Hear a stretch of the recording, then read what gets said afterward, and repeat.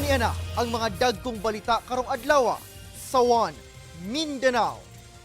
Usap patay ug napulo samdan human ni bangga sa tulay ang gisakyang pick-up truck sa General Santos City. Oh? Balay sa kong uyuan, nasunog na jud. 18 ka pamilya apektado dihang naabo sa sunog ang ilang mga balay sa barangay Salaysay, Davao City. Giingong nagsugod ang sunog dihang mibalik ang kuryente sa lugar. Kinahanglan respetuhon ang desisyon sa Senado sa pag-archive sa Articles of Impeachment sumala ni VP Sara Duterte. Illegal nga minahan sa Upol, Misamis Oriental gironda sa otoridad.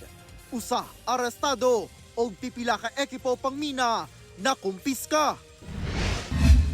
Ug good news! Kapin piso nga rollback sa presyo sa diesel o kerosene ipatuman sunod semana.